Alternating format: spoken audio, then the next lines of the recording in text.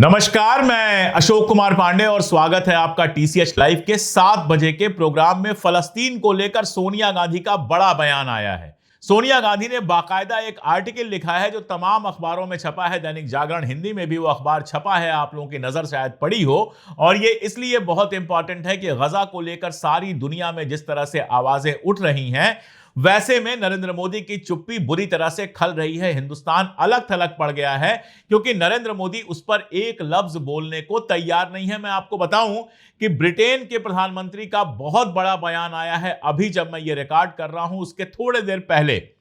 केन stammer ने 2 बातें कही हैं वहां के बारे में। एक और बात आपको बता दूं कि 200 एमपीज ने लेटर साइन किया है कि आप आगे बढ़िए और फलस्तीन को एक खुद मुख्तार मुल्क का दर्जा दीजिए।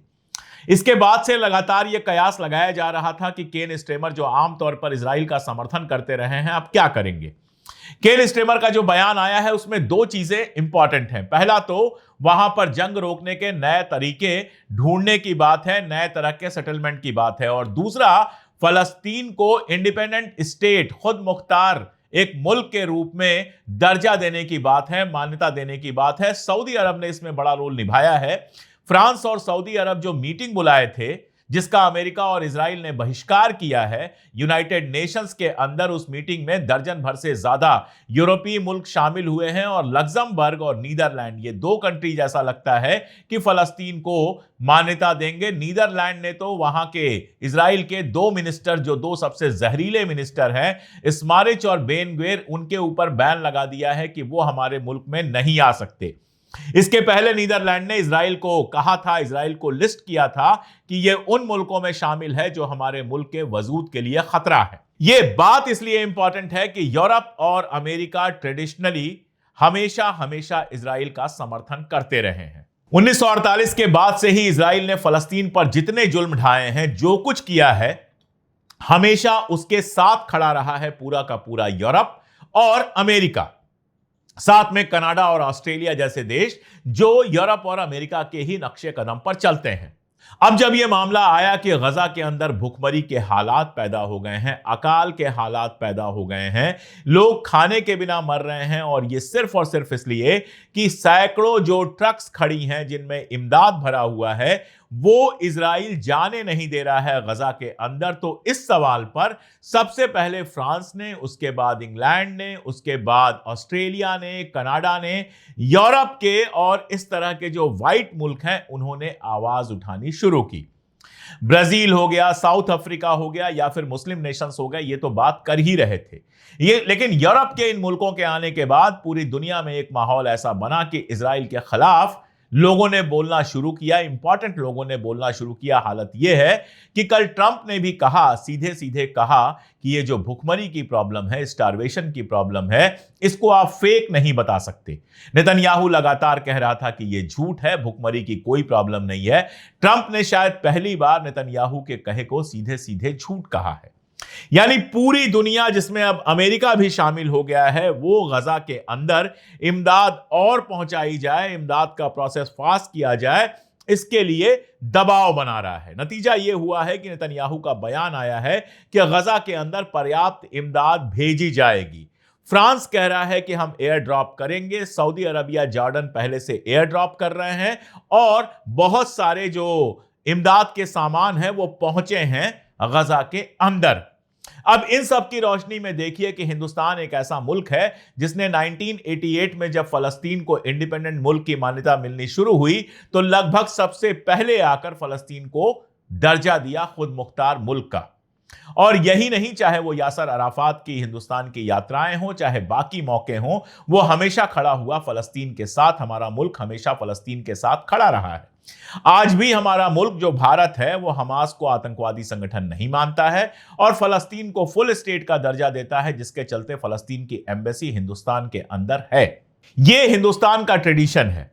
और अभी यह हालत है कि मोदी जी गजा पर मुंह खोलने को तैयार नहीं है। जो इजराइल के पक्के वाले दोस्त हैं, यहां तक कि अमेरिका, वो भी स्टारवेशन की बात कर रहे हैं। लेकिन मोदी जी खुद को इंटरनेशनल लीडर कहते हैं, उनके भक्त और गोदी मीडिया इंटरनेशनल लीडर उनको साबित करने पे लगे रहते हैं, लेकिन वो गजा पर चुप हैं। गजा पर चुप्पी इस समय इजराइल के साथ खड़ा होना होता है। सीधी सी बात है कि कोई ऐसी नस दबी हुई है कि इजराइल के खिलाफ मोदी बोलने से बच रहे हैं। ऐसे में सोनिया गांधी का जो आर्टिकल आया है वो बहुत साफ कर देता है कि कांग्रेस कहना चाहती है कि भले हमारी सरकार फलस्तीन के साथ ना हो, हम फलस्तीन के साथ खड़े हैं। और उन्होंने मोदी सरकार को कायर तक कहा है, कायराना हरकत कहा है इस बात को कि आप गजा की भुखमरी पर, स्टारवेशन पर एक लफ्ज नहीं बोल रहे। अब देखना यह है कि इसके बाद क्या मोदी रिएक्शन करेंगे या फिर इजराइल के तले दबे ही रहेंगे। इस बीच एक और बड़ी घटना हुई है जो पाकिस्तान के साथ हमारी 2-4 दिन की स्कर्मिश चली थी, जिसके बाद सीज फायर हो गया था, जिसके लिए लगातार अमेरिका दावे करता है कि उसने सीज फायर कराया। उसमें कई ऐसे बच्चे थे जो लावारिस हो गए थे क्योंकि उनके मां बाप मारे गए थे पाकिस्तानी बमबारी में, शेलिंग में मारे गए थे। ऐसे 20 बच्चों को राहुल गांधी ने गोद लिया है और उनकी पढ़ाई लिखाई और सारा खर्चा जो है वो राहुल गांधी उठाएंगे। यह खबर इतनी बड़ी है कि अगर इस देश का गोदी मीडिया जरा भी ईमानदार होता तो यह खबर हर चैनल पर फ्लैश में चल रही होती, लेकिन गोदी मीडिया में कहीं इसका जिक्र नहीं होगा। संसद के अंदर सरकार लगातार दाएं बाएं करके बचना चाह रही है, लेकिन ऑपरेशन सिंदूर पर जवाब नहीं दे रही है। एक सवाल उससे मीडिया को पूछना चाहिए था कि ये 20 बच्चे किसकी जिम्मेदारी हैं? ये 20 बच्चे सरकार की जिम्मेदारी थे, लेकिन सरकार चूंकि अपनी जिम्मेदारी नहीं उठा रही है तो राहुल गांधी ये जिम्मेदारी उठा रहे हैं। इन दो घटनाओं से कांग्रेस ने यह बताने की कोशिश की है कि नेशनल हो या इंटरनेशनल, दोनों मुद्दे पर वो मोदी से एक कदम आगे बढ़कर स्टैंड लेने को तैयार है।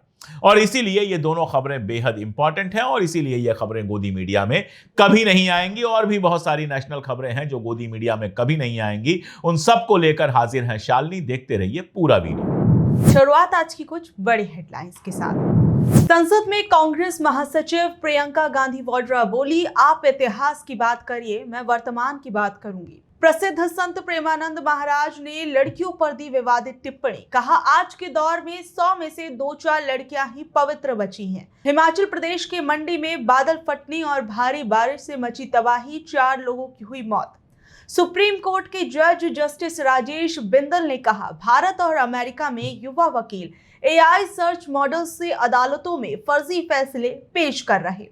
सदन में बोले अखिलेश यादव, जिन एयरक्राफ्टों पर नींबू मिर्ची लटके हुए हैं वो कितने उड़े थे? अब फिंगरप्रिंट के जरिए कर सकेंगे UPI पेमेंट, जल्द मिल सकती है नई सुविधा। UPI को ऑपरेट करने वाली एजेंसी NPCI बायोमेट्रिक के जरिए पेमेंट की सुविधा देने की तैयारी कर रहा। दिल्ली के सिविल लाइंस इलाके में हुई भारी बारिश से गिरी दीवार, मां बेटी की हुई मौत। मध्य प्रदेश में पड़ी बेरोजगारी की मार, OBC युवाओं पर 25 लाख में से 10 लाख से ज्यादा पिछड़े वर्ग से अब कुल पंजीकृत बेरोजगारों की संख्या 25,68,321 पहुंची।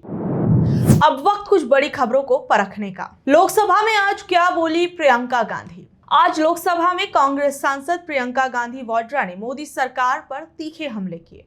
उन्होंने 22 अप्रैल को पहलगाम में हुई घटना का जिक्र करते हुए कहा कि लोग सरकार के भरोसे वहां गए थे, लेकिन सरकार ने उन्हें भगवान भरोसे छोड़ दिया। प्रियंका गांधी ने सवाल उठाया कि क्या यह जिम्मेदारी देश के प्रधानमंत्री, गृह मंत्री और NSA की नहीं थी, और आरोप लगाया कि जब लोगों पर हमला हो रहा था तब वहां एक भी सुरक्षा कर्मी मौजूद क्यों नहीं था। उन्होंने प्रधानमंत्री पर कटाक्ष करते हुए कहा कि वो ऑपरेशन सिंदूर और ओलंपिक में मिली सफलताओं का श्रेय लेने तो आगे आ जाते हैं, लेकिन जिम्मेदारी लेने से पीछे क्यों हटते हैं। वहीं इस दौरान उन्होंने क्या कुछ कहा, सुनिए। कल सत्ता पक्ष और आज भी सत्ता पक्ष के नेताओं ने 2008 के मुंबई के हमलों का जिक्र किया, बार बार कहा कि मनमोहन सिंह जी की सरकार ने कुछ नहीं किया। ये तो जानकारी होगी ना कि उसी समय जब वो आतंकवादी हमला चल रहा था तभी उन आतंकवादियों को मार डाला था, एक बचा था और उसको भी फांसी दे दी थी 2012 में। महाराष्ट्र के मुख्यमंत्री ने इस्तीफा दिया। देश के गृह मंत्री ने जिम्मेदारी लेकर इस्तीफा दिया। एक जवाबदेही थी पब्लिक के प्रति, एक जवाबदेही थी इस देश की जनता के प्रति, इस देश की धरती के प्रति। देखिए, इतिहास की बात आप करिए, मैं वर्तमान की बात करना चाहती हूँ। आपको तो एक बहाना चाहिए पूरे परिवार का नाम गिनवा देते हैं। अरे अपनी जिम्मेदारी खुद लीजिए। 11 सालों के लिए तो सत्ता में आप हैं। बिहार में एसआईआर को लेकर क्या बोला सुप्रीम कोर्ट। सुप्रीम कोर्ट में आज फिर एक बार सुनवाई हुई। बिहार में चल रहे स्पेशल इंटेंसिव रिवीजन यानी मतदाता सूची के विशेष गहन पुनरीक्षण को लेकर सुप्रीम कोर्ट में एक बार फिर सुनवाई हुई। सुप्रीम कोर्ट ने साफ कर दिया कि अगर बड़े पैमाने पर मतदाताओं के नाम काटे गए हैं तो वो इस मामले में तुरंत दखल देगा और कोर्ट 12 अगस्त से इस मामले की विस्तृत सुनवाई शुरू करेगा। याचिकाकर्ताओं की ओर से कोर्ट में बताया गया कि एसआईआर के तहत 65 लाख मतदाताओं के नाम काटे जा रहे हैं, जिनमें से कुछ को मृत या कहीं और चले गए बताया जा रहा है। जस्टिस बागची ने इस पर कड़ी टिप्पणी करते हुए कहा कि हम इस पूरे मामले पर नजर रख रहे हैं। अगर बड़ी संख्या में लोगों के नाम वोटर लिस्ट से हटाए जा रहे हैं तो हम फौरन दखल देंगे। उन्होंने याचिकाकर्ताओं से ऐसे 15 लोगों को पेश करने को कहा जो जीवित होने के बावजूद मृत दिखाकर लिस्ट से हटा दिए गए। सोमवार को सुप्रीम कोर्ट ने एसआईआर पर रोक लगाने से इनकार कर दिया था। वहीं कल कोर्ट ने चुनाव आयोग से ये भी पूछा था कि आधार कार्ड, वोटर आईडी और राशन कार्ड को मतदाता पहचान के लिए स्वीकार क्यों नहीं किया जा सकता। इस पर चुनाव आयोग ने जवाब दिया था कि राशन कार्ड पर विचार नहीं किया जा सकता क्योंकि ये बड़े पैमाने पर बना है और इसके फर्जी होने की संभावना ज्यादा है। सुप्रीम कोर्ट ने इस पर तल्ख टिप्पणी करते हुए कहा कि अगर फर्जीवाड़े की बात है तो धरती पर कोई ऐसा डॉक्यूमेंट नहीं है जिसकी नकल नहीं की जा सकती। ऐसे में आपने 11 दस्तावेजों को सूचीबद्ध करने का क्या आधार रखा है। कुल मिलाकर सुप्रीम कोर्ट ने इस मामले में अपनी गंभीरता दिखा दी और आने वाली सुनवाई में इस मुद्दे पर कड़े फैसले की उम्मीद की जा रही है। संसद में क्या बोले अखिलेश यादव। आज संसद में जब अमित शाह भाषण दे रहे थे तब अखिलेश यादव ने कई बातों पर उन पर पलटवार किया। वहीं आज अपने भाषण में सपा प्रमुख अखिलेश यादव ने केंद्र से सवाल किया, सरकार बताए कि पाकिस्तान के पीछे कौन सा देश है। हमें चीन से उतना ही खतरा है जितना आतंकवाद से है। जिन एयरक्राफ्ट को नींबू मिर्ची लगाकर पूजा वो कितने उड़े थे और इस दौरान उन्होंने क्या कुछ कहा, जरा वो सुनिए। 2 लाइनों में कि मैं दुनिया को मनाने में लगा हूं। अध्यक्ष महोदय, मैं भारतीय जनता पार्टी के लिए बता रहा हूं ये लाइनें कि मैं दुनिया को मनाने में लगा हूं, मेरा घर मुझसे रूठा जा रहा है। मैं दुनिया को मनाने में लगा हूं, मेरा घर मुझसे रूठा जा रहा है। पूरे देश के जितने भी राजनीतिक दल हैं वो आपके साथ थे। आखिरकार इनकाउंटर कल ही क्यों हुआ?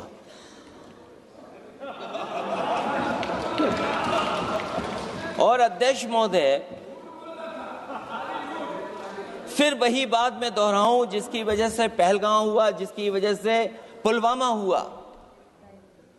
अगर ये इतना ही टेक्नोलॉजी और इन सब चीज़ों को समझते हैं और जानते हैं, इतना ही टेक्नोलॉजी और इन चीज़ों को सब समझते हैं, तो आखिरकार अध्यक्ष महोदय पुलवामा में जो गाड़ी में RDX आया,